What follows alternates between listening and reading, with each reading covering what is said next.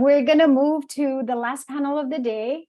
We are ending with the day with this powerful kind of healing note, where we really want to center what is working, right? Coping mechanisms, coping methods, different ways that people are learning to regulate all of these emotions that are arising because of, the systemic injustices, the historical injustices, eco-anxiety, climate distress.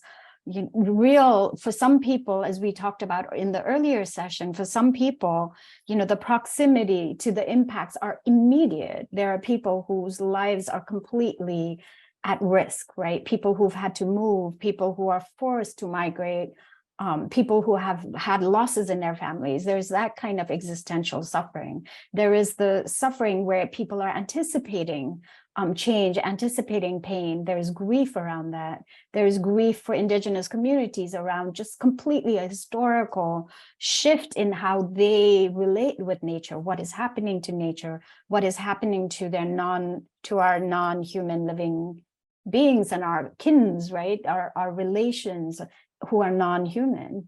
And so it's really important for us that we also talk about coping, and we talk about different ways of coping that are informed by counseling psychology, but much more. I'm so happy and thrilled to introduce Laura Schmidt, who is here. If Laura can, yep, here we go. So just thrilled to get a chance to introduce you, Laura, because I found the Good Grief Network a few years ago, and it was a complete lifesaver for me. Laura is the co-founder of the Good Grief Network and the brain behind the 10 Steps to Resilience and Empowerment in Chaotic Climate program. She is a practitioner of personal and collective resilience strategies, lifelong student and curator.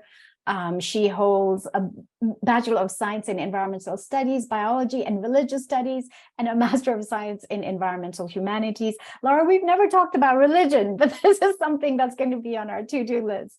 And so Laura has a book on eco-distress that I think was just released yesterday, How to Live in a Chaotic Climate. And so I encourage you to check that out. I think people will put the links in chat. Laura, I hand it over to you. Thank you so much. Yes, thank you for having me, and thank you for having this panel. I am so excited to be here, and we have a few really great people who are going to be conversing with us. So the format that we're going to do for this panel will be kind of free-flowing conversation, but what we're going to do to start off with is I'm going to do a very brief introduction to each of the panelists and then allow them a few moments to kind of explain what they do, explain how climate impacts the communities they work with, and how their communities cope with climate impacts. So then after that, we'll go into some questions and just kind of take turns answering the different questions that come up. So with that said, let's start with Carmen. Carmen Alonso is a clinical psychologist dedicated to serving adults in both individual psychotherapy and group settings. She has taught mindfulness-based interventions to alleviate stress and decrease suffering to a wide variety of groups, such as patients with depression, veterans, Spanish-speaking populations, medical residents, police officers, and residents in maximum and medium security prisons. She's been teaching mindfulness meditation in prisons for the last few years in general population and segregation units, and has recently been involved with the restorative justice groups inside and outside of prison settings. She has combined her mindfulness teachings with Taekwondo, a martial art she feels passionate about and has been a practitioner of for over 30 years, including 25 years as head instructor of the Choi Taekwondo School at the University of Wisconsin. Carmen is the founder of Just Mindfulness, a nonprofit organization that brings together mindfulness and social justice. Carmen, handing the floor over to you, and just can you tell us a little bit more about your work, the communities you work with, and how you're seeing climate impact your community? Sure. Yes, thank you, Laura. Thank you, Tequila, and the whole team for the invitation to be here. It's been just a wonderful, wonderful opportunity to witness, to be part of these conversations. So I think you sum up what I do really nicely, Laura. So I guess I would go into why is it that I do what I do in that sense, and why not teaching mindfulness in the community as I was doing before for about 15 years. So, which I was doing, the intervention that some of you may know, mindfulness-based stress reduction, or mindfulness-based cognitive therapy for people who struggle with depression, anxiety. And for a while, I was loving doing these groups, and I still do. But it became a time in my life when it felt a little narrow. It was very limited, the people who would come and sign up for one of these 8-week classes.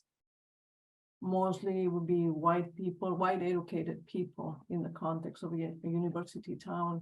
So it became very clear after a few years that I had to have the social component in addition to the mindfulness. I just could not, for my own felt sense, keep teaching without lifting the social justice piece. So that's when I started going into prisons. And the first day I stepped into the prison, I had never been in a prison before. It just felt like, oh yes, this is what I needed to be. So I started doing some of the mindfulness groups in there. We go about 2-3 times a month to different prisons. I have been to 6 different prisons. The last few years, I have focused on what used to be a supermax, now is only a maximum security prison for men. And there we do a few things. We do general population, we do mindfulness group in the morning. And then in the afternoon, I have been doing the group with guys, with men in segregation unit. And these are men who are in their cell 23 hours a day. So they have taught me a lot, really. We also do one-on-ones conversations with whoever wants to sign up and wants to deepen their practice. And I have done mindfulness-based interventions there, like Path of Freedom, which is, like I said, a mindfulness-based intervention. And the great thing about that course is it was the most rich when I did a tandem group, one group in the prison and then one group in the community. And to see, and the conversation was only through me, but how the groups could enrich each other and how much people in the community really learn from people who were incarcerated. It was really, really inspiring. So this is some of the things that I have been doing. And then a few years ago, in 2020, founded the nonprofit Just Mindfulness, because again, I needed to reaffirm that these two just need to go together. And I think I will leave it like that. And Just Mindfulness, for some of you who may know Brian Stevenson, who is one of my heroes, he wrote the book Just Mercy and Just Mindfulness. It just felt right. Thank you, Laura. Yeah, thank you, Carmen. We'll be excited to engage in some conversation soon. Leslie, I'll introduce you next. Leslie Davenport is a climate psychology educator, consultant, and therapist exploring the intersectionality of climate, economics, education, policy, and social justice. Leslie helped shape the document Mental Health and Our Changing Climate, Impacts, Implications, and Guidance, and authored 4 books, including Emotional Resiliency in the Era of Climate Change, and All of the Feelings Under the Sun, which is a book written for youth through the American Psychological Association. She's currently writing a climate book for young children, which I am very excited about. And she's an advisor to the Post-Carbon Institute, Climate Mental Health Network, Project Inside Out, One Resilient Earth, and the co-lead of the Climate Psychology Certification at California Institute of Integral Studies, and faculty with their School of Professional Psychology and Health. Leslie, will you spend a few minutes and tell us about your work? Tell us about the community you serve. Sure. Thank you so much, Laura, and hello, everyone who's here. Yeah, again, you sort of touched on it in that introduction. Thank you for that. I would say that my community has several facets based on organically over the years who has reached out to me. And right now there's 3 main areas. One is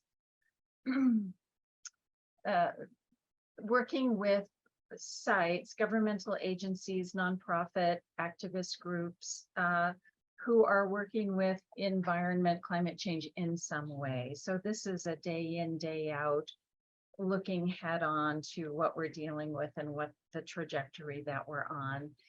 And there generally has not been a lot of support and resources built into what to do with the feelings that come up, especially when that's at the heart of your work. So there's been a lot more interest in how to support and create outlets within the work environment for people who are frontline workers in one way or another.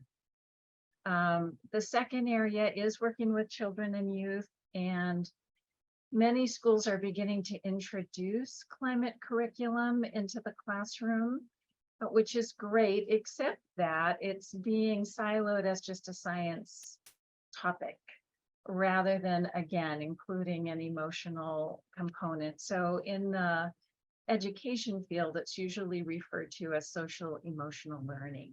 Not all schools provide that, but making sure that those get paired. So trying to help build curriculum where teachers are supported, parents are supported, school counselors are involved, to have a much more holistic approach for children and youth to be learning this information. And then the third is the mental health field itself. Many of you may know that at this point, there are no requirements for any level of licensure, from psychiatry, social work, MFT, psychologists, counselors, to be trained in how to work with climate triggered distress. And so part of my work is bringing the tools and awareness to this and helping support this emerging field as it sort of looks at itself and tries to create some competencies.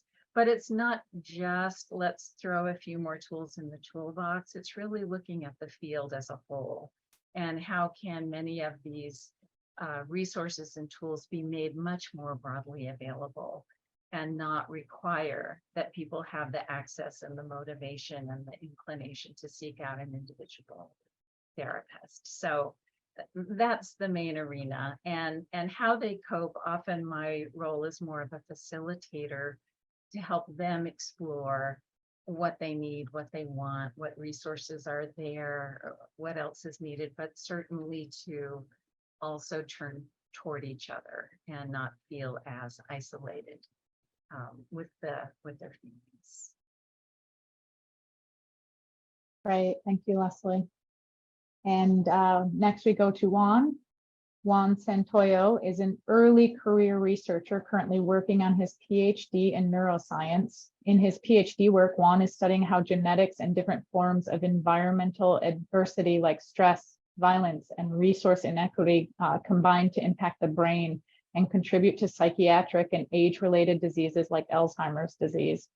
Bridging this research with engaging healing work, Juan has also been working in Colombia to develop, implement, and test a meditation-based program to help ex-combatants from Colombia's civil war with the psychological experience of reintegration as part of Colombia's ongoing peace-building process. Juan, could you take a few minutes and elaborate a little bit more and tell us about the communities you serve? Yeah, thank you, Laura. It's really exciting to get to share with you guys today. I think, as you said, I'm very deep in my PhD work right now, and I think being able to be in these discussions is really going to the well and replenishing my own resourcing in all of this. The work I want to be talking about today is going to draw on my own experience and my experience with a community I've worked with of ex-combatants. These are ex-combatants from one of Colombia's leftist guerrilla groups, the Revolutionary Armed Forces of Colombia, known as the FARC, and as they like to call themselves now, signatories of the peace agreement. In 2016, they signed a peace agreement and went into a reintegration into civilian life process. And it really caught my attention as this was happening that very little was being done for their mental health support. And having already a foundation in mental health research, I kind of started moving the pieces and knocking on doors to build a team that could support putting together something for this. I think for talking about coping, and especially coping in the forefront of environmental distress, this is a really interesting population because they formed in response to a lot of the economic pressures that drive a lot of environmental destructions. And that for them meant the destruction of their communities, their homes, seeing kind of deforestation and mining run out of control. And at the same time, being in an economic system where the fruits of that work never made it back to them. They arose initially in response to social inequity. Over time, of course, their fight became a lot more complex. And so it's interesting to now also hold that they have been perpetrators of violence in this conflict and themselves victims of this system of inequality, and of living in these communities where, as many of them say, they turned 18 and the option was join the military or join the insurgency. And so we've worked to develop a psychosocial support program with them. It draws largely on meditation-based therapies, but also really works to integrate anti-colonial and anti-oppression pedagogy systems. The kind of connecting thread throughout our program is the question of what do we need to build peace at the individual level, in our relationships, and at the societal level. And so kind of framing that coping isn't just within myself, especially in the face of environmental destruction, but it's also the question of how do we cope as a community, and how do we push on the system so that the coping really changes what is happening. So it's really exciting and interesting community to work with, and exciting to talk with you guys today. Thank you. Thank you, Juan. I think for those of us who do healing work and put ourselves in a position to be with other people's pain, which I think all three panelists have expressed in their bios, I think it's interesting to know what brings you to that work. Why do you do this kind of work? What pulls you in that direction? And also, what kinds of things do you do to sustain yourself and to resource yourself so that you can continue to show up in the ways that you do? There's no particular order. If it resonates with you, you can go ahead and answer. And I just love to explore a little bit about you as a person and your interest in serving.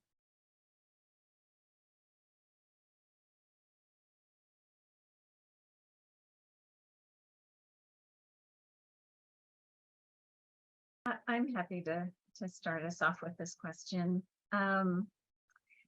It's really hard for me to say what and how, kind of what brought me to this work, other than about 20 years ago, I had that understanding of how serious climate change is and what is this path that we are on together, and the severity and the existential nature of it. And it's one of those kinds of moments that just landed in my body and landed in my heart. And I decided at that time to turn as much of my personal and professional focus as I could to that area, not really knowing what that might look like or how it might unfold. And I have a lot of, even though I've got the schooling and credentials, I really function a lot intuitively. And so I just have a tremendous amount of trust in kind of what comes into focus and what arrives. I like to say arrives at my gate, and the way that those, opportunities evolve. And so I tend to not be one of those planners, but just more attending to what's emerging. And I think that in and of itself keeps me going, because there's just a kind of this visceral, abiding sense of rightness that I try and be very attentive to. I also have become very comfortable with just big waves of emotions, which are not uncommon, whether it's, reading a news report or working with someone, whatever the source may be, of just how to ride these big waves. and understand how the flow and current of all of that works. And I would say the third thing that just really keeps me going is witnessing, connecting to, being part of this growing community. Like, how powerful is this summit? And, you know, all of us here as panelists and what we all bring, I just find brings a tremendous amount of buoyancy, because this is only continuing to grow, and it's rather remarkable, the transformative potential that we're really all talking about and looking at. Thank you, Leslie. Yeah, and I would like to say briefly, I feel like I already answered the part about why I do what I do.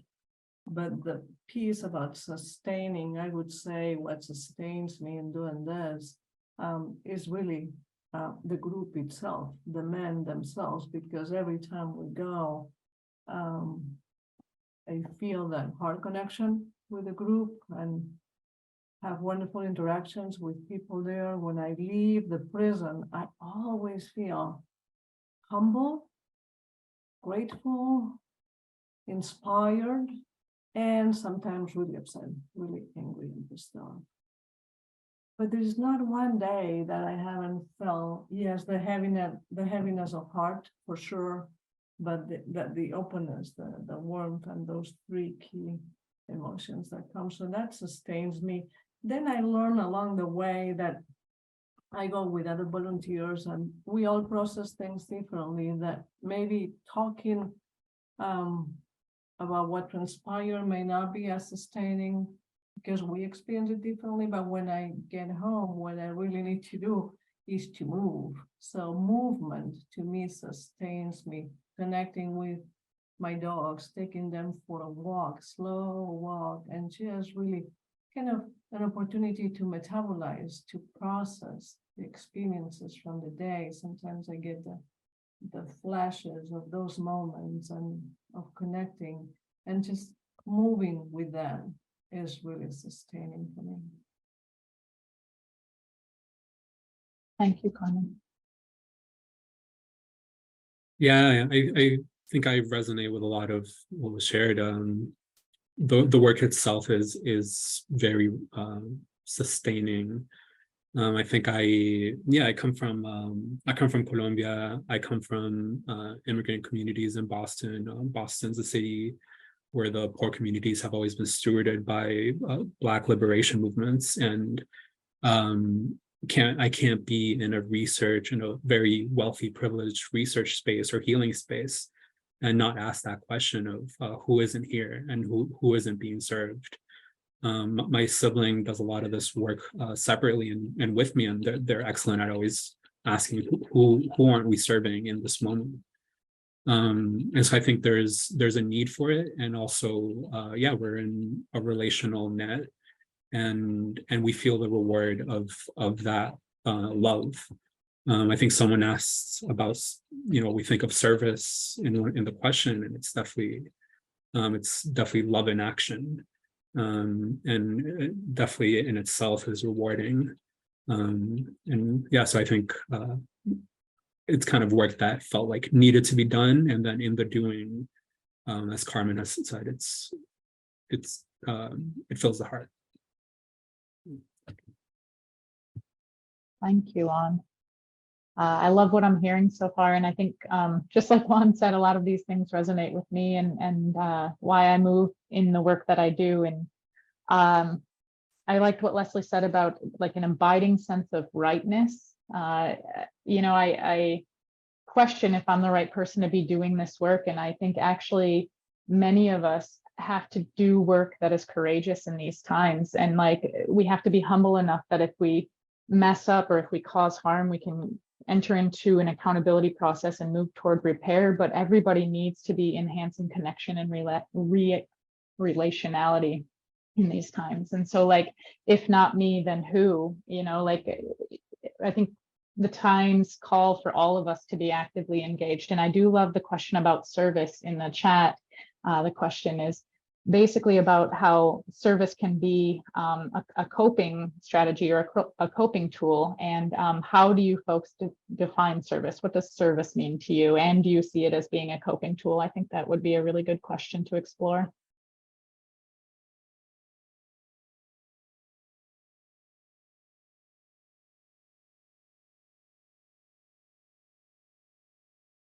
Actually, is it okay if I answer another question? Because I feel like you asked at the beginning about how does climate impact your community, and I didn't really address that, and I think that there needs to be some space to name some of that, because it usually isn't. Who talks about the impact of climate change on people who are incarcerated? Not too many. And I think that needs to be said. So first, though, I would like to apologize because my intention last time I was in prison a few days ago, I wanted to bring them the question. And then I could share with all of you to hear from the men what has been your experience, how it has impacted you. But when I got there, the group had other needs because we hadn't been able to meet for the previous 2 months, shorter staff and a lot of stuff going on in the prison. So I did not want to disrupt that process that we needed to go through in reconnecting as a group. So that on one hand, and on another hand, I want to acknowledge also before I name some of the ways in which they have been impacted, to take a moment to think about the community that we are talking about. So these are, in this case, men who have a pretty intense history of trauma, violence, and then they come to a prison, which is a traumatic place to live, as you can imagine. And then we have climate change and the intense heat and what has been happening, leading to deaths in persons in prisons. So let's just take a moment in a way to take that in, because the layers of complexity, and maybe similar to what you were saying, Juan, about the people that you work with, the heaviness of the trauma, past, present, and then the tragedy of climate change. So if we take just one of the aspects, in a way, just the heat, the hot temperatures that we have been having all over, it seems like, and how those have led to deaths in many people. As we know, we have been hearing maybe about Texas, and it seems like all over the country, one way or another. The high temperatures, as we know, lead to illness, worsening of conditions, but also suicide. And I would just like, I'm not going to offer data, but just one data. So let me read this and just see how it lands on your body when you hear this one paragraph from an article last month. The title is Heat, Floods, Pest, Disease, and Death: What Climate Change Means for People in Prison. And that's from last month. And one of the paragraphs, and that's the statistic, the percentage that I want to zoom in a little bit. It says further, an extreme heat day, in parentheses, one that falls within the hottest 10% of days for a particular location, was associated with a 3.5 increase in death. These extreme hot days had a delayed effect on suicides, which increased by 23% over the 3 days that follow. As if a prison environments were already damaging enough to mental health, the oppressive heat and a prison's failure to provide relief from it can drive someone into unbearable distress. So let me read this again, which increased by 23% over the 3 days that follow. So let's just take a moment.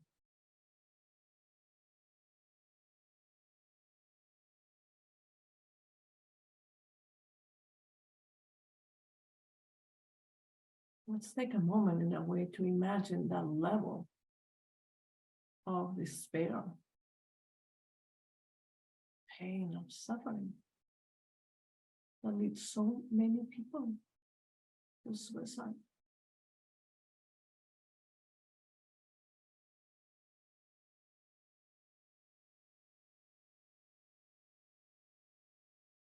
And if that's not tragic enough, as you can imagine, high temperatures also linked to violence, which go with the whole cycle again, time and segregation, reactivity from everybody really in the prison. And then we add the hot temperatures and infections that thrive on closed and non-ventilated places, which is right there in the prison. So the ripple effects are so vast, so huge.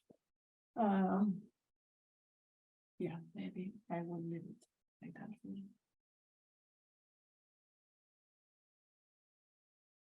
Yeah, thank you for sharing that, Carmen. We were speaking the other day when we were planning for this panel, and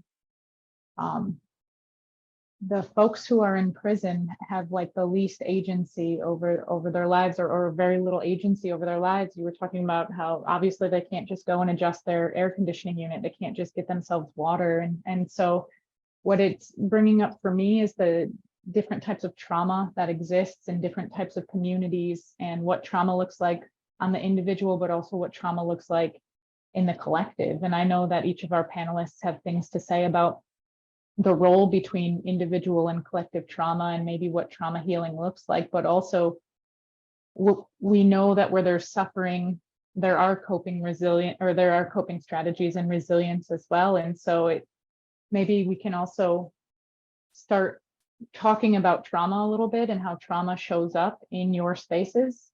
We can talk about either individual or collective, and then maybe move toward how these communities survive, and what are these resilient strategies that have been timeless for our communities or for our ancestors.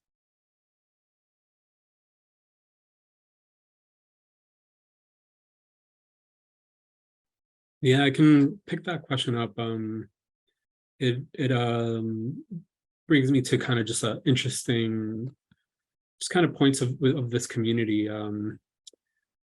For this collective, I think luckily for them, for us working with them, they are a collective. They're still very connected with one another. So even as they've transitioned into civilian life, they're not isolated. They have a very good community. And so it meant for us just making sure we had a community-centered approach, and that just flowed really well. It gave us more to work with, but it also, it means they're holding everything that happens together. I think for them, the climate impacts, the environmental impacts, are largely economical. As coffee's harder to cultivate, that ripples through Colombia, and everyone makes a little bit less, and they're at the bottom of the barrel in terms of finding a good job. They feel that when COVID lockdowns were around, their biggest concern was, how do we put food on the table? And so I think they hold that all collectively. And nowadays they also have a strong environmental political mindset. They see environmental justice as central to their political mission, which as part of the peace agreement, they actually are still actively pursuing a political mission, just through nonviolent means. And it means it's all right up on their minds.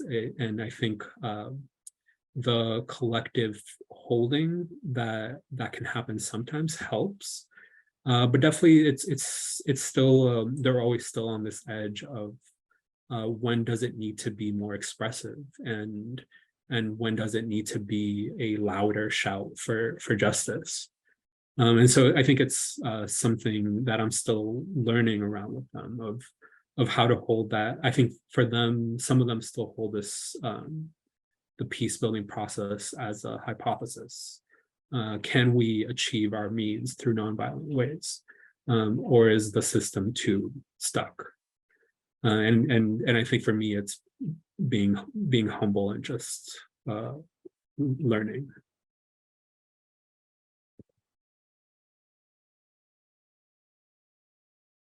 One of the things that came up for me in talking about having a voice and having agency is going back to the children.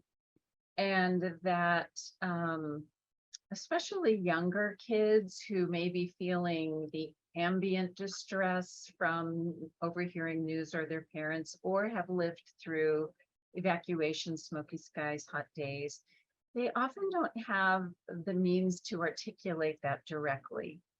And so to look for things like persistent headaches, stomach ache, acting out, regressive behavior, and then in the, as kids get towards tweens and teens, the draw to substance abuse as a numbing out. And so just to have a reminder for parents, teachers, anyone who is works with or around children, that their way of speaking often comes through their body rather than their ability to name it directly.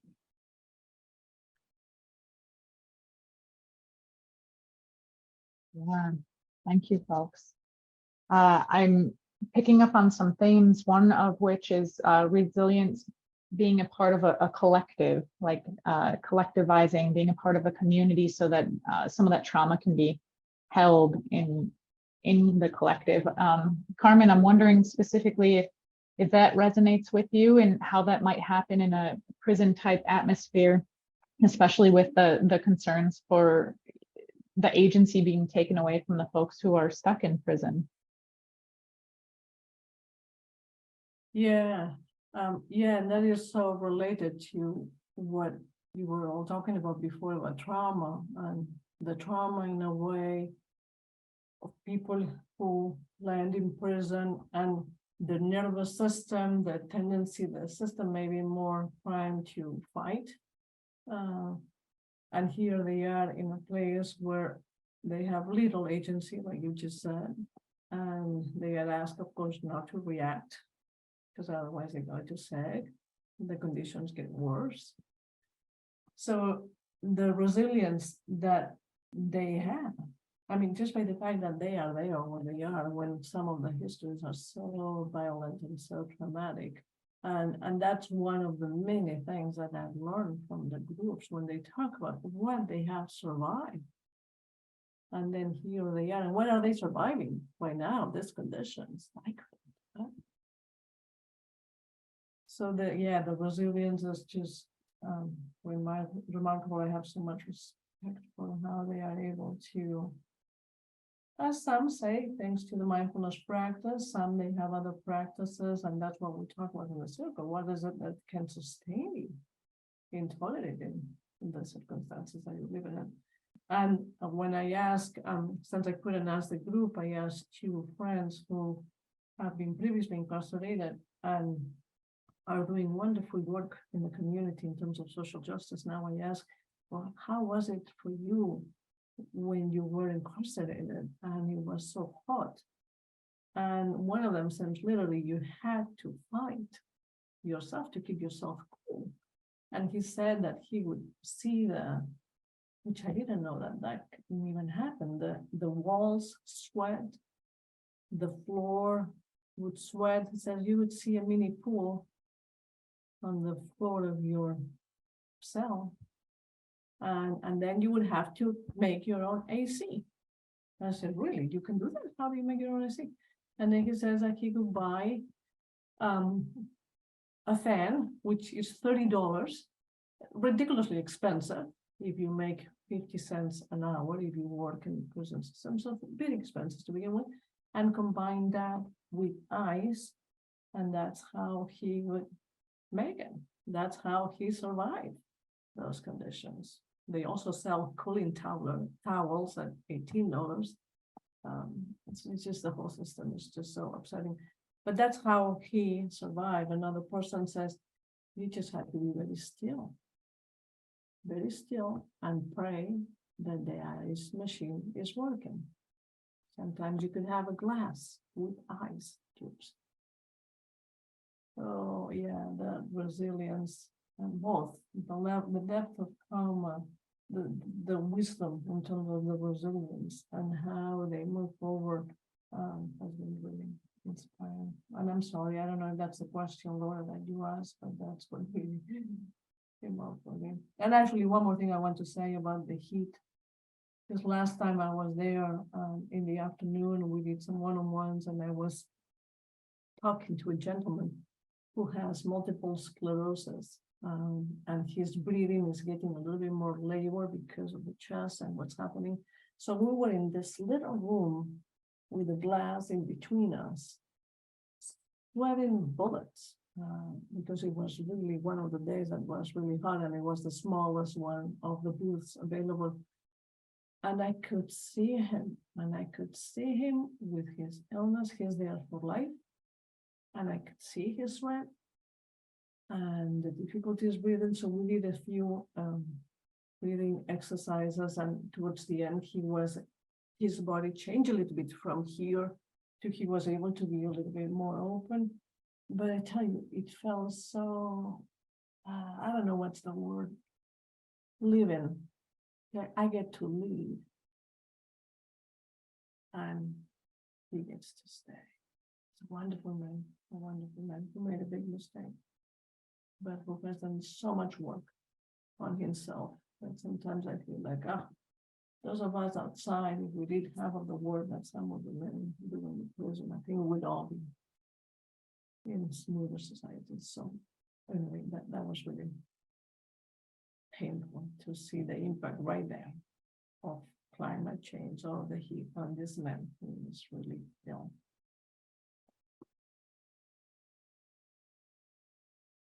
Yeah, I hear that. Thank you for sharing those stories.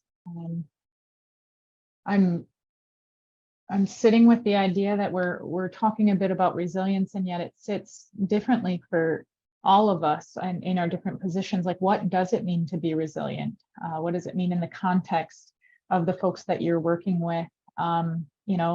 Whether it's ex-combatants in Colombia, whether it's children, whether it's these prisoners who are facing this tremendous amount of heat and have to be resourceful in order just to survive. Like, what does resilience mean to you and the positions that you hold in this world right now?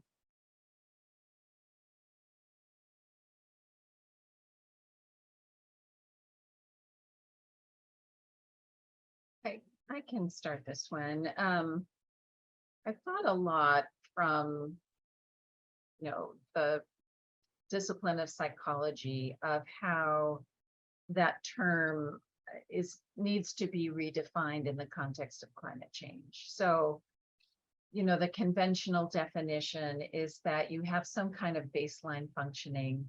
Something happens that's either a lot of stress at once or some kind of more severe stress that throws you off your baseline, and how quickly can you get back to it? But the reason that doesn't work very well with climate change is because there's not a going back, right? We're on this escalating path where we know that the impacts of climate change are going to continue to become more widespread, more severe, more frequent. And so this idea of, well, let me just get back to business as usual, right, doesn't work.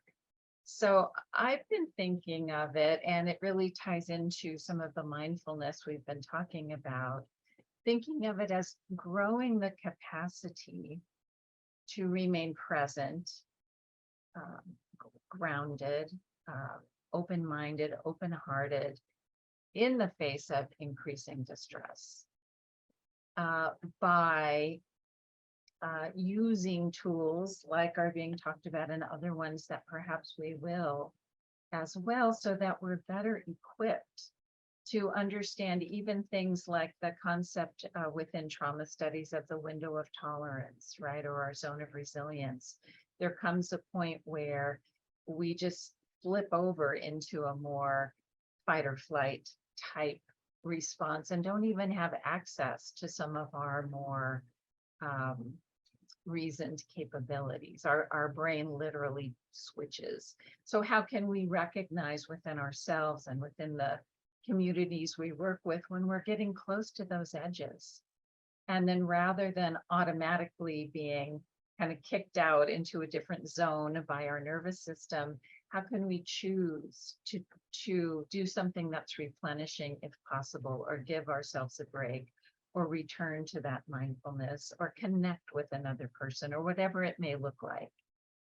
So that I think there really is an invitation and an imperative that we all attend to and see if we can grow this capacity to remain present, when in a way it's going against some of this momentum from our evolutionary psychology. One, I know you work in kind of neuroscience and how the brain and nervous system works, and it's, you know, we don't necessarily have to use the technical language, but to translate that down into understanding how we recognize it in ourselves and others, I think is really essential.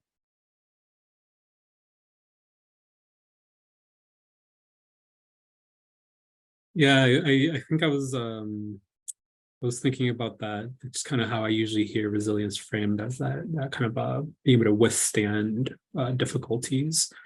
And I think in connection to mindfulness, I think I've been trying to move into a framing of mindfulness that trying to frame it in a more ecstatic way, a way with more color and movement. I think it's interesting to look back. I think John Kabat-Zinn, as he developed MBSR, his foundation, at least at the time, was in a lot more Zen practice. And so you see the black, white, looking at the wall, non-judgmental presence of Zen. And then over time, it's cool to see mindfulness has expanded a little bit more, a lot more loving kindness and compassion work in our practices, kind of with the colors of the Tibetan and Mahayana traditions.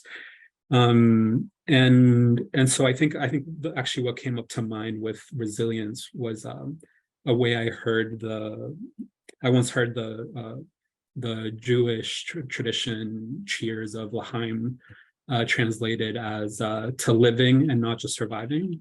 Literally, it's to life, but heard of him as to living and not just surviving. And so I think I'd like to think of a resilience that is it's living. It's not just withstanding the hits, but it's being able to sing and dance and enjoy oneself through them.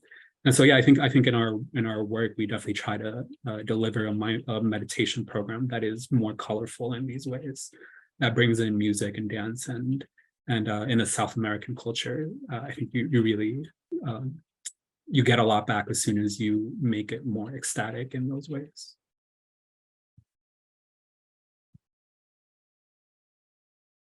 Yeah, one thing I want to say is, one time I was asked this very good question.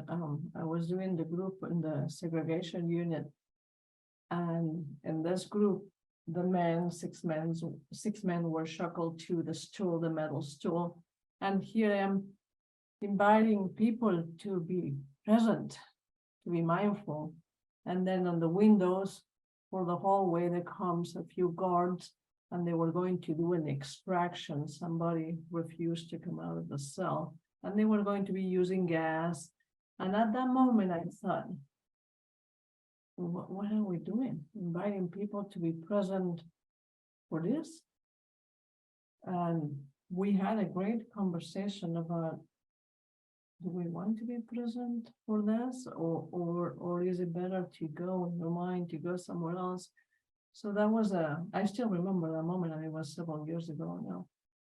Another aspect that I want to mention about the reactivity is that I would say that has been perhaps the thing that they mentioned, the different groups in different places, that mindfulness has been most helpful, the ability to not to be so reactive. Because if we go with that predisposition to aggression in a way because of our histories, mindfulness has been a tool to be able to respond instead of react, and that they have found it, yeah, very helpful. And I have a little bit of a, I don't know, of a disconnect about resilience, the ability to bounce back. Yes, but some of the things that we asking them to bounce back from, they shouldn't be happening to begin with. So it's a little bit of a disconnect there, and with the service you asked before, Laura, is like, okay, what are we doing? But whenever I get a little entangled in my mind with that, I come back to cultivating qualities of mind that could support as much health and well-being as possible in there. And they tell me they are so clear. When one time I asked, okay, what is it? What would be a healthy mind living in those conditions? And we had just the most wonderful conversation, which brings me back over and over. And that's something that I have been learning recently about how important it is just to listen.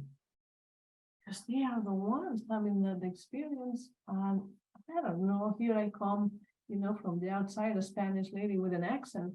And when I pose a question and just listen, it is so rich. It's so rich. And I always feel like, wow, there's so much wisdom in here.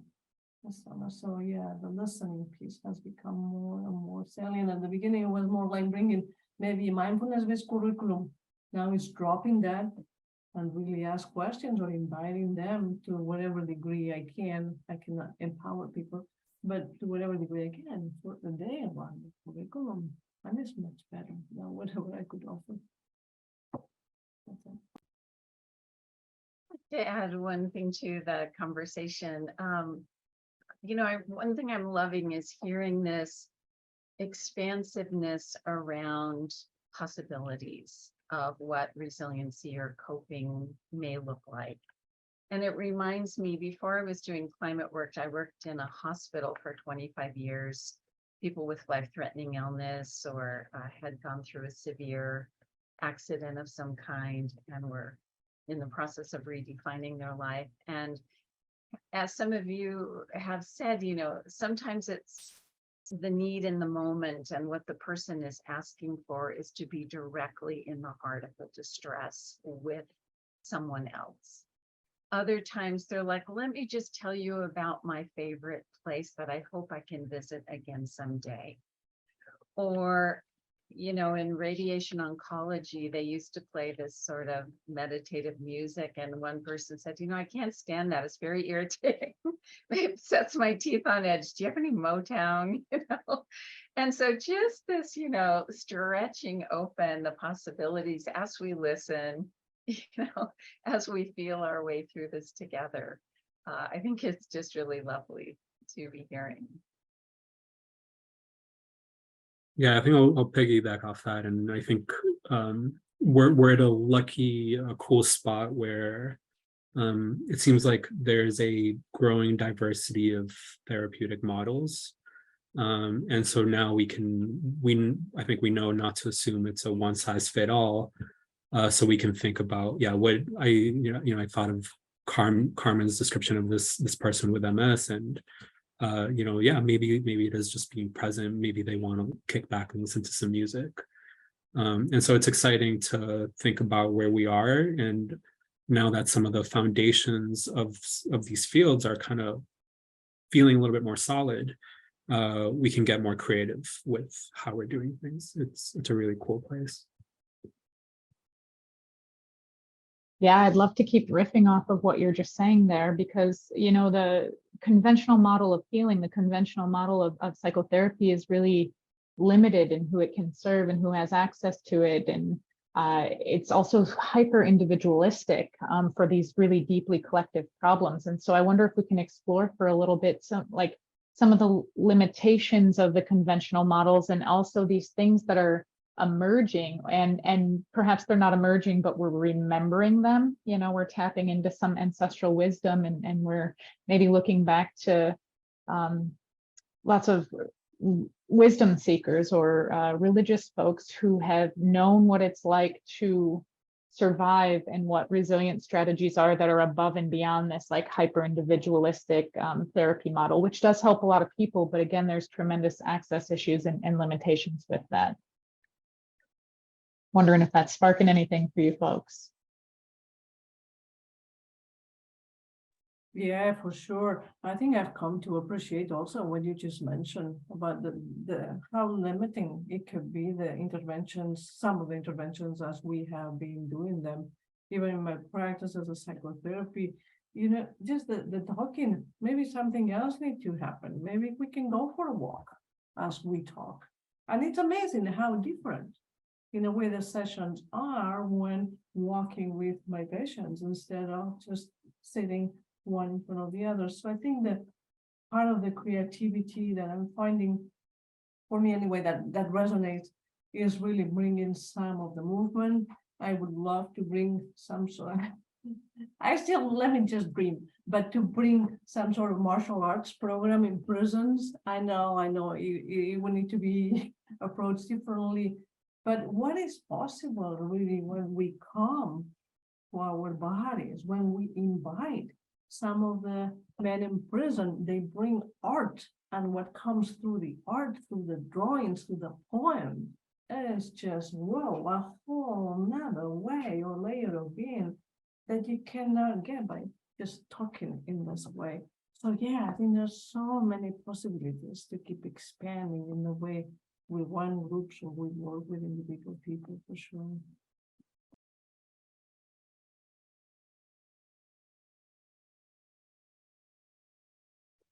Yeah, I think it's really interesting. I think what actually comes to mind is this additional problem of as we get creative. You mentioned you know, how different wisdom traditions are being integrated into the standard model. It starts to, the way we think about testing and validating a therapeutic program becomes more complex. I think you know, martial arts is an example. I always think you know, there's so many musical expressions from hip hop to, in Colombia, cumbia, that are healing modalities, and it's a lot harder to ask, how do we design a randomized control trial around this? What's the control group?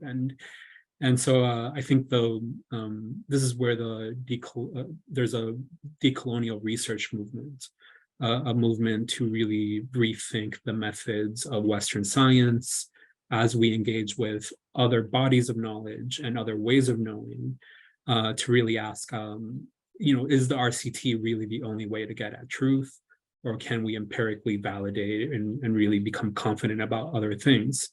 And it's tricky because we do want the critical thinking that we do with this type of work. And at the same time, we need a model that lets us be more open-minded.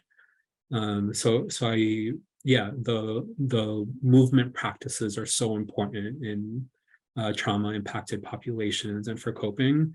And I think a lot of them do require a rethinking of these models. Yeah, I find this conversation really exciting too. It's kind of leading me to keep going back in my own background and training, because I started out in modern dance before I did the hospital work.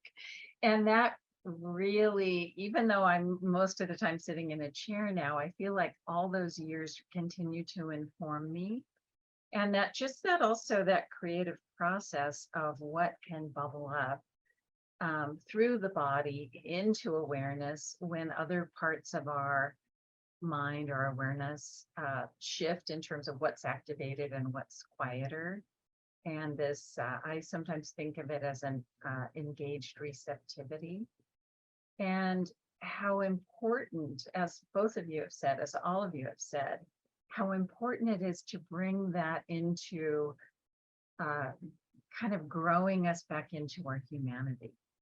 Right, because as both of you, as we've all spoken about, you know, it's really the predominant Western culture that overemphasizes the rational, analytic, individualistic, achievement-oriented, And when all these other parts go dormant, we're really losing such a valuable part.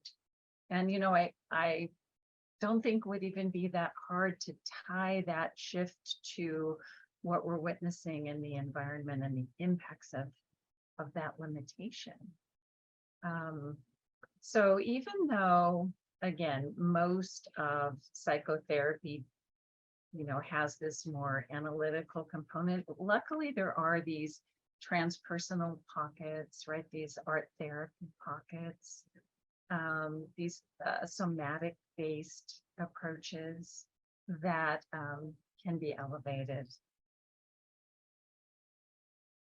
Yeah, I find myself being really excited about somatics and the potential, you know, like somatics is really a remembering of ancient wisdom. And before we had disconnected the mind body and created some dualism. But I think that, you know, I heard, I think it was Juan earlier saying that some of the people he works with are harm doers and also harm receivers. And I feel like to some extent, many of us are caught in this cycle, particularly because we live in a really oppressive, extractive culture.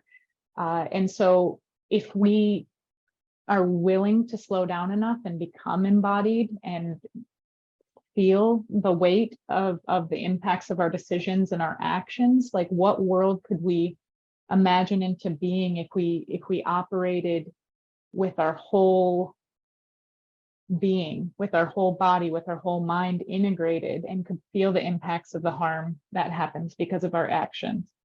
I think just recombining the mind body is another form of healing that we so desperately need.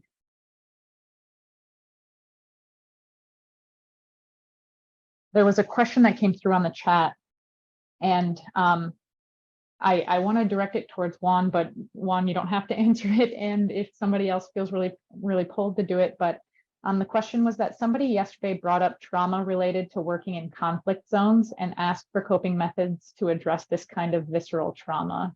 And I'm wondering if you, Juan, or the other speakers could address what it's like to be in the moment and see the kind of conflict trauma as it happens, and how folks might heal from that, or at least begin on the healing journey.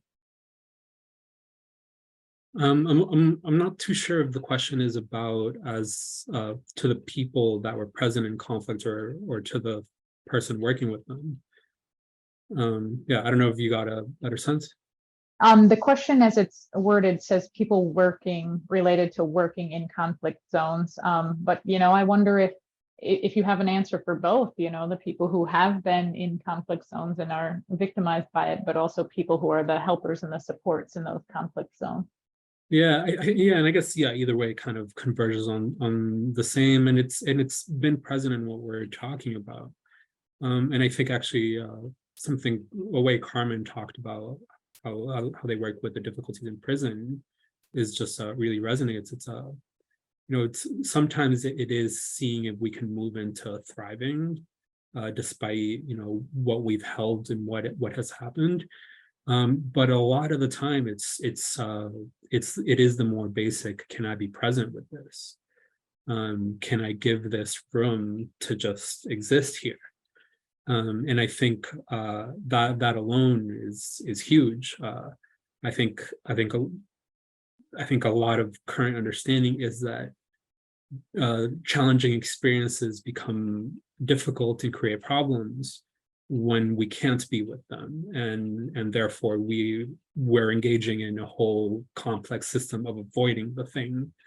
And so just being able to be present and hold in awareness what has happened, I think in many cases is enough of a victory. And I think that goes for, yeah, whether you're a facilitator or someone present in these environments. Yeah, can we be aware of it? Can we hold it? And I think, yeah, Roshi Joan Halifax works on palliative care and engages with a lot of this similar questions. I think, as she'll say, it is a strong back and a soft front. Remain present, have that strong back, and make sure it doesn't, you know, your front is still receiving, still receptive.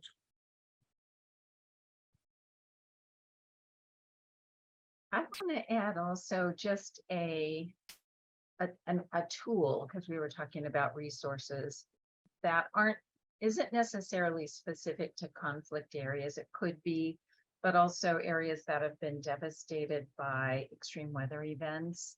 And I think it's a really good example of how some of the clinical, highly researched technical tools from within psychology can transfer into community.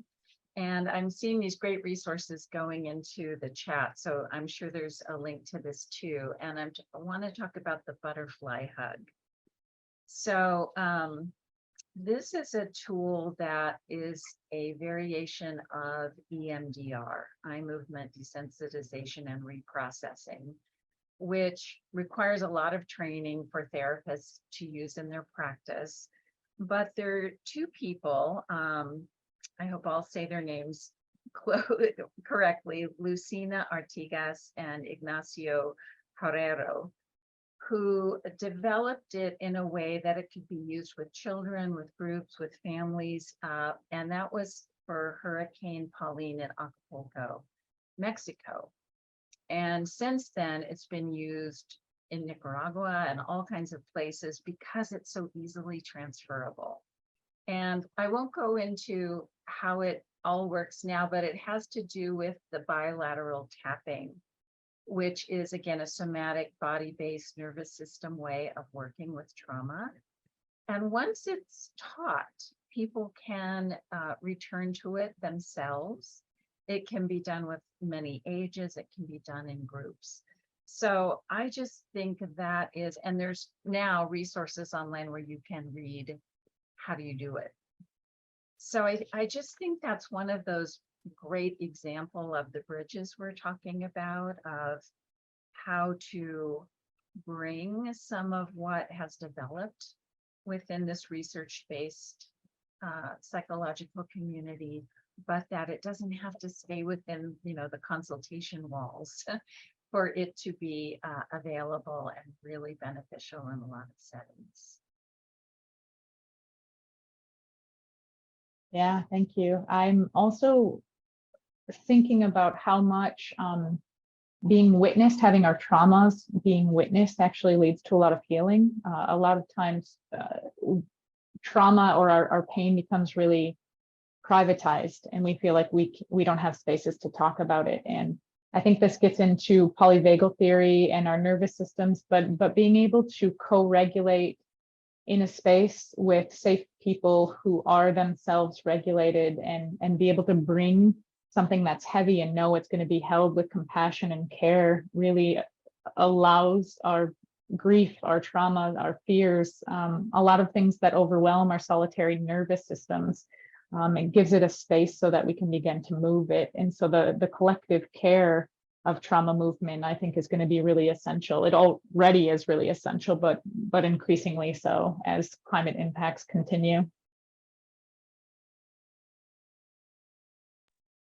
Yeah, one thing to add just to that, as you and Juan were saying too, about just how powerful it is to hold that trauma, to recognize, to be aware in the context of a caring group.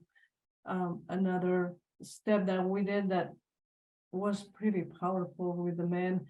1 week we talked about the adverse childhood experiences, and this course is a questionnaire with the different traumatic experiences that people may go through in childhood. So just the recognition, and for the residents to say the scores and to name what they want, because the tendency was to minimize. Like, yeah, sure, of course, yeah, I saw people being shot, or it was to minimize, but to name it in that way, and to have that be held by the group. And then the next week we went into what was the impact of those experiences, because that's really what the trauma is. It's not the experience, but it's what's happened to you when you are experiencing that. And that it almost felt like we started with an honest recognition of this is what happened, and then going deeper into how that kind of like seeped into our bodies, and then what were the patterns that got established from that. And then the desire maybe to move past those patterns and develop not new ones. I found that really powerful thread to work with trauma in that context.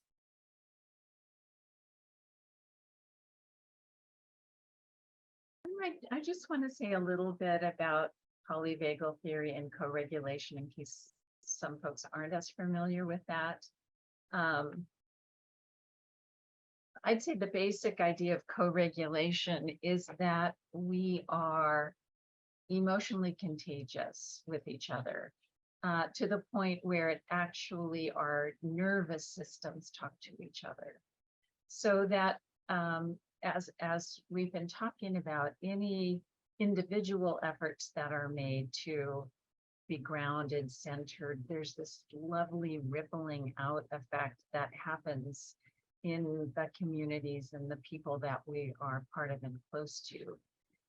And in a way, it's really common sense. You know, if you imagine something like being with a group of friends chatting and someone walks in who's highly distressed, it's kind of this immediate feeling and atmosphere that changes. And the reverse is true too. Sometimes if you've got that one person, it doesn't matter what you do or what you talk about, you just kind of feel better. There's this way of syncing up that is really lovely. And so it's the study sort of how that works and the recognition that there's this flow between individual, community, individual. And it seems like so much of what we're talking about are reconnecting the dots between things that appear to be so separate, whether it's our mind and body talking and our emotions, or the sense of the individual with the larger group, and how those communication signals are always happening, and bringing it a bit more into awareness and learning to use it a little more skillfully. Leslie, I think this sets us up for a question that's in the Q&A, and that's, you know, climate impacts are happening now, and they're going to continue to worsen. And so we definitely need pragmatic, on the ground type of action. And yet what we're talking about is trauma healing and emotional intelligence and mindfulness. And I'm wondering if you folks can talk about, I think somebody in the Q&A referred to it as sort of soft skills, like, why do we do the inner work? Why do we take the time to heal our traumas? Why do we learn about emotional intelligence? Yeah, I'll pause there, but I think it's a wonderful question and a great opportunity with you three folks here to explore that. Yeah, I think riffing off of what was just being shared about polyvagal theory, it's we feel together, and yeah, if you're distressed in your work, that's gonna carry forward, and beyond that, I think, you know, you need this, I think soft is a interesting word to put there, but you need these skills of regulating yourself to just be able to hold space like sufficiently well. But beyond that, you need some, like, you actually want the deep deconstructing of what are harmful habits I carry. We all carry harmful habits, so that you're not perpetuating harm in the space you're working in. So I think these skills are fundamental. It's, yeah, the oath, first do no harm. And I think, yeah, the more collective a space is, the better. I think I think there's like a lot of good literature coming out about more collective forms of mindfulness and therapeutic practice. I know in kind of the trauma-informed mindfulness book, I think that was David Treleaven, there was a good chapter on it. Larry Yang had a spiritual awakening together, another good kind of book framing how, yeah, this pushing mindfulness programs to become more collective. And just I meant to mute myself, but yeah, just one last point to the importance of being together. Just a big data point we see right now, the lab I work in, it works on Alzheimer's primarily, and actually social isolation is one of the biggest environmental causes of, well, not causes, but it precipitates pathology in Alzheimer's. Even just putting an animal alone for 2 weeks just drives inflammation all over the body and makes the whole pathology a lot worse. So even just as we move into progress in our lives, just being alone has widespread impacts.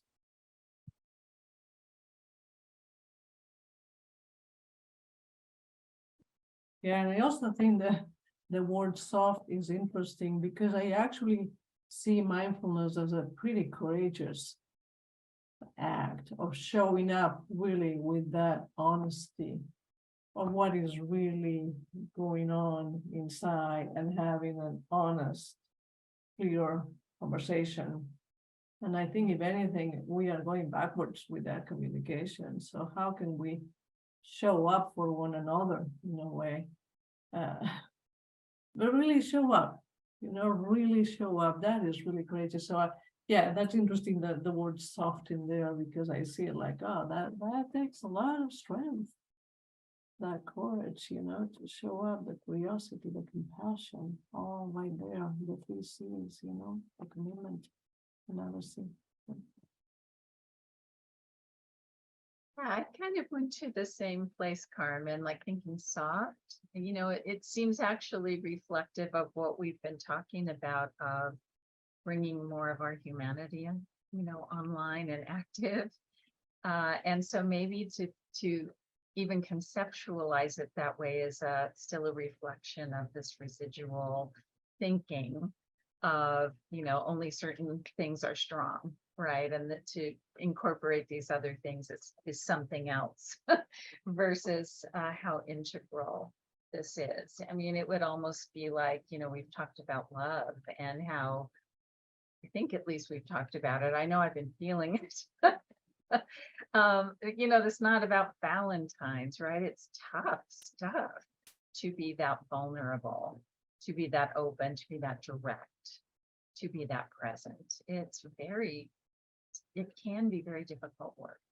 So anyway, just joining you on that.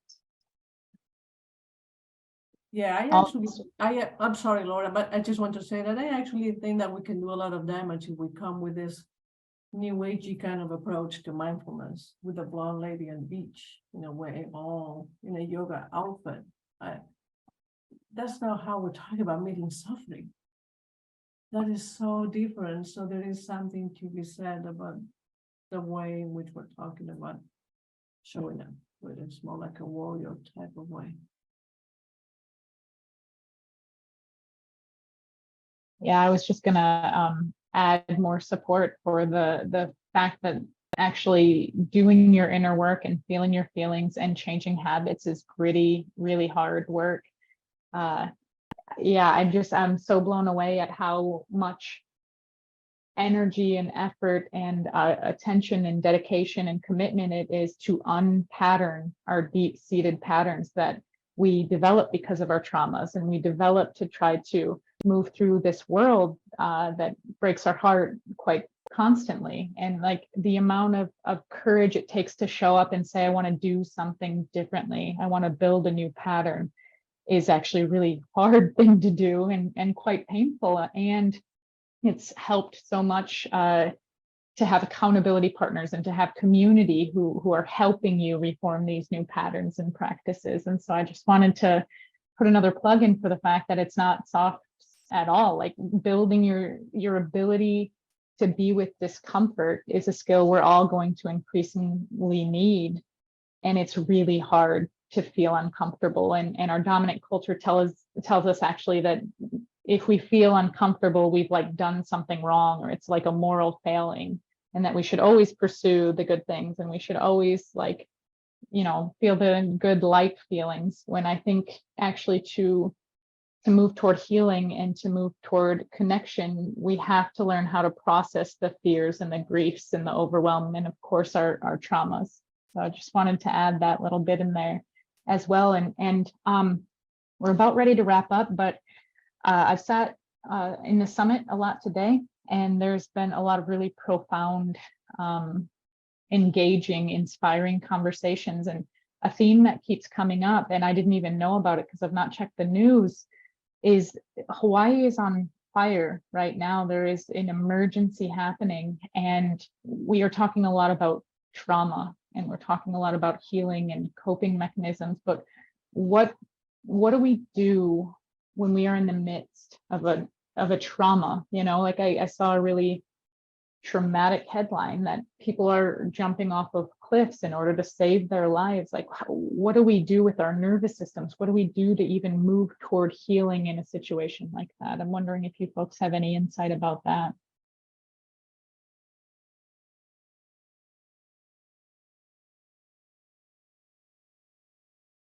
I haven't seen the news, and I'm so sad to hear about that tragedy. Sometimes the best thing to do is not to do anything, but how are we with what's happening? And I think cultivating the qualities of being in a way that we are talking about in terms of doing, somebody, I guess, could go and help physically. Many of us won't be able to do that, but how do we hold that suffering for those people who are struggling right there? And I think that's where I am in a way, and sometimes where I feel like, oh, there is the urge, there is the impulse, I want to do something to alleviate whatever is happening.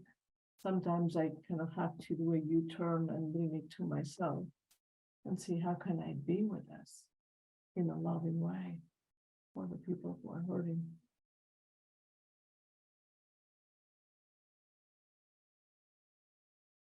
Yeah, I think similarly, what comes to mind is also, again thinking of how incorrect the framing of these skills as soft is. I think in the midst of chaos is, you know, you're not going to sit down and meditate. I mean, you could, that can be one approach, but it's kind of it's what the foundation you've laid previously is what will determine how you withstand the ground shaking. And so that's where it's a lot of this work takes effort and discipline, and it's not easy. And it's having a regular practice of doing internal work that helps you show up skillfully for yourself and for others in the midst of emergencies. I think that's the best you can do. Otherwise, I think it's just knowing that you need to receive whatever happens with kindness, and we're never our best in extreme situations. So if you make mistakes, if things happen that you couldn't control, then it's being able to receive that. Yeah, well, I'll just add that sometimes what I do is check in with the different elements we're talking about of experience. Like I noticed in having Hawaii named, because I have seen those headlines and pictures too, you know, I feel this tightening in my throat. I think it's some tears that haven't had an outlet yet. I feel a weightiness in my chest. And I can look at where my thoughts go with that. Am I spiraling? Am I considering options? What's my heart doing in addition to my own feelings in terms of an empathy for the situation, and look at if it is possible or not in this situation to do something behaviorally, right? If it's possible, is there a way to donate funds or materials or time or different kinds of resources to be with people who are experiencing this or have gone through this? And kind of at the, you know, the foundation of all of this that we've been talking about is that quality of being. And then just kind of checking in with the facets of the way this information flows. Yeah, thank you folks for your insight.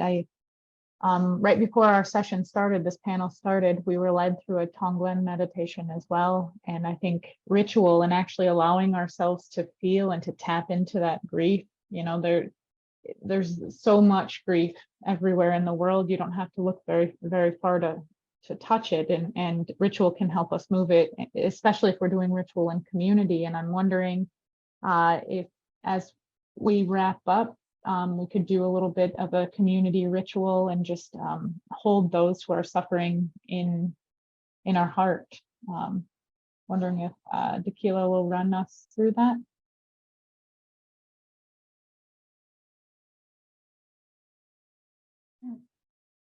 Thank you, Laura. I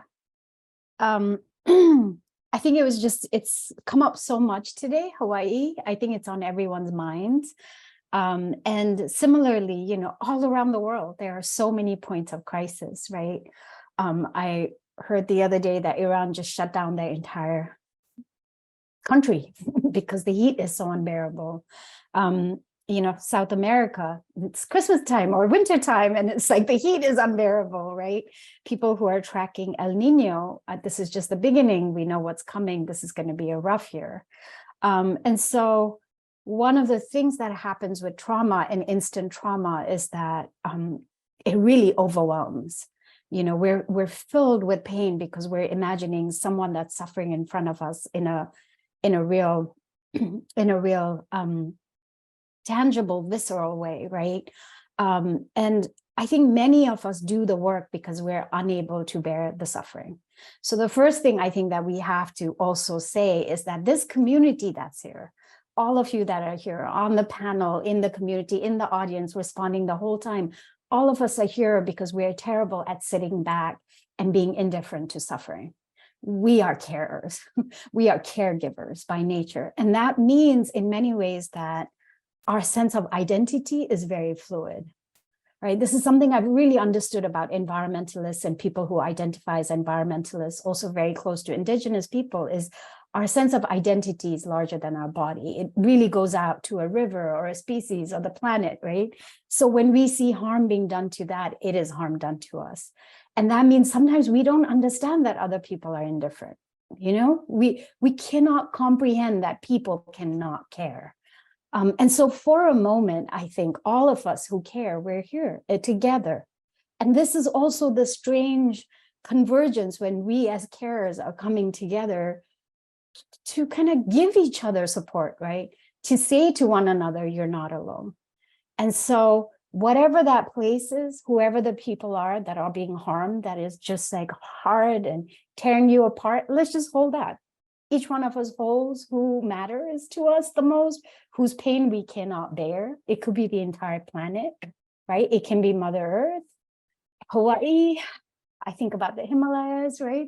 Where I'm from, all of us, we're going to hold the places and the people we love and just take a moment. We're taking their suffering in. We witness their suffering.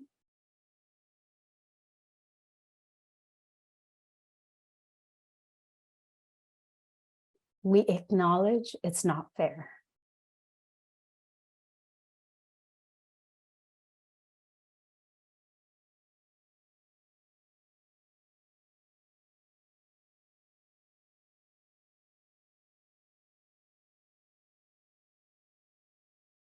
We commit to changing the systems that have brought us here.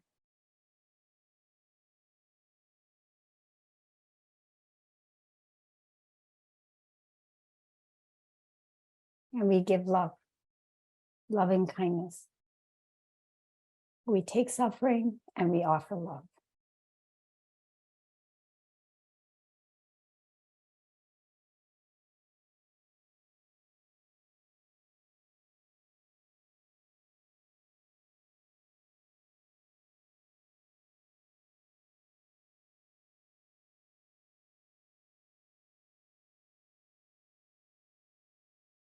Thank you, everyone. Thank you so much.